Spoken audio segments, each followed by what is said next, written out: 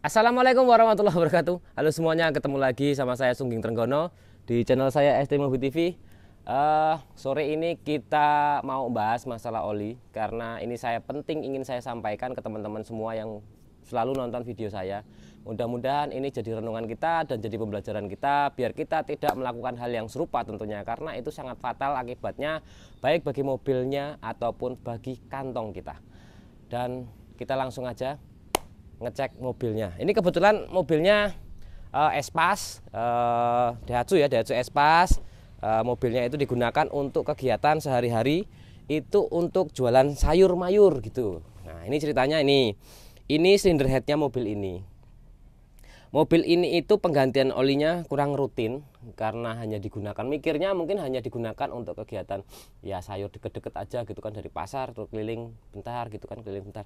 Nah, olinya kurang diperhatikan, kebetulan juga mobilnya ada beberapa bocor-bocor juga yang mempengaruhi olinya, kapasitasnya kurang yang pertama, yang kedua oli penggantian yang enggak selalu dilakukan penggantian.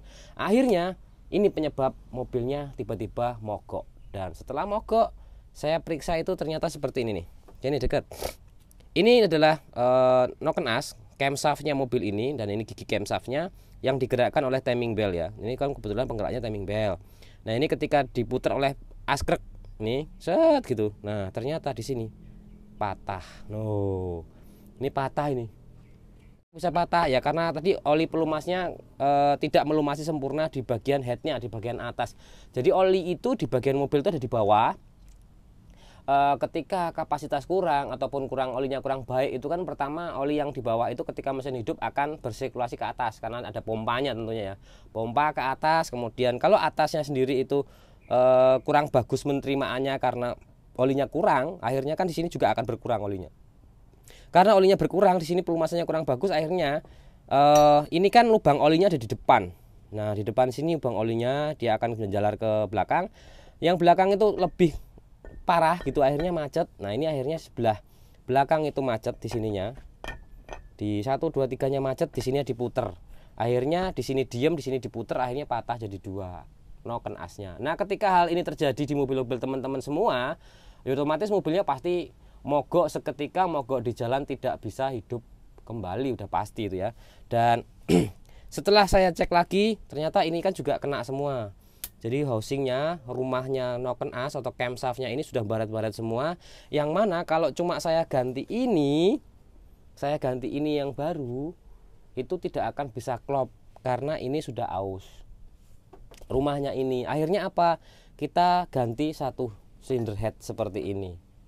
Oh gitu. Jadi biayanya akan sangat besar. Kalau masalah oli itu kita kalau bisa jangan main-main ya, karena posisi oli itu adalah cairan yang melumasi gitu ya. Selalu dia itu bekerja ketika mesin itu hidup, intinya seperti itu. Jadi ketika mesin itu hidup oli itu maupun mobilnya macet segala macam pasti akan tetap bekerja olinya gitu kan, melumasi bagian-bagian komponen mesin mulai dari bawah sampai atas, mulai dari askreknya atau crankshaftnya, kemudian pistonnya, kemudian ringnya, kemudian camshaftnya, kemudian klepnya, katupnya ini, rocker armnya sini, ini semua dilumasi sama oli. Masalahnya ketika teman-teman semua itu menggunakan oli bekas umpamanya, maka di sini akan membuat gesekan atau friksi antara satu komponen dengan komponen yang lain, itu akan sangat pengaruh sekali gitu ya. Mobilnya cepat longgar, bagian-bagian komponennya cepat aus, karena mungkin kalau oli palsu itu olinya ya udah pasti jelek gitu kan, makanya dia tidak melumasi dengan bagus.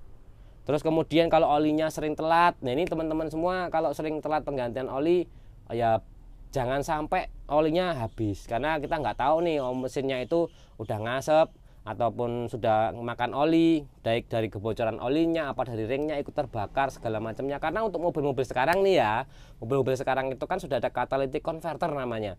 Walaupun mobilnya itu ngasep tipis, dia tidak akan terlihat. Kenapa tidak terlihat? Karena asap yang terbakar di ruang bakar di sini itu kan akan keluar di knalpot. Nah, sedangkan knalpotnya ada catalytic converternya yang masih oke, akhirnya keluar itu tidak ada asapnya.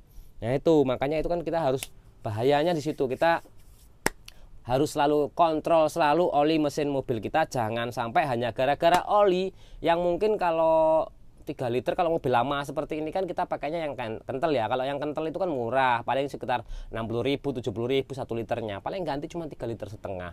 Paling berarti itu kan kalau 60 kali 3 itu kan paling cuma 200 ribuan lah ganti oli. Tapi itu menyelamatkan jutaan seperti ini. Biaya pengeluaran yang harusnya cuma 200.000, 250.000, akhirnya jutaan yang bisa keluar karena pemakaian oli yang enggak selalu diganti secara rutin. Terus juga kapasitas oli selalu dijaga, dikontrol. Teman-teman semua kalau punya mobil yang udah second ya, umurnya ya udah 10 tahun apa 5 tahun ke 10 tahun lah terutama ya. Itu selalu kontrol lah, seminggu sekali kita cek olinya itu cukup apa enggak, ada kebocoran oli apa enggak gitu. Jangan mengandalkan mesinnya masih enak diuripi dhisik udup gitu kan. Jangan sampai nunggu mesinnya itu jadi masalah gitu kan. Nanti biayanya akan semakin gede, besar gitu. Makanya di video ini tuh saya berharap teman-teman semua masalah oli itu jangan sampai jangan sampai teledor gitu lah, karena oli itu sangat penting, hal yang sangat penting bahkan menurut saya di mobil. Kenapa sangat penting? Kalau dibandingkan sama air itu telat atau air itu rembes ataupun bocor, kehabisan air itu cuma sininya aja melengkung, headnya melengkung, kita bongkar, kita headnya kita papas dikit tipis, kita pasang lagi, is oke, bisa normal lagi. Tapi ada beberapa kasus juga karena terlalu panas, overhead, ada retak, jadi nggak bisa juga, akhirnya ganti head juga. Tapi perbaikan yang dilakukan karena oli itu lebih besar biayanya. Kenapa? Karena itu bersinggungan sama banyak komponen. Kalau oli ya, kalau cuma panas, overhead karena kehabisan air itu biasa rata-rata nih. Ternyata cuma ini melengkung, kemudian ini dibongkar, diseleb, pasang lagi jadi. Tapi kalau oli metal, piston, ring piston itu akhirnya kita oversize juga, akhirnya apalagi noken asnya ini udah longgar semua.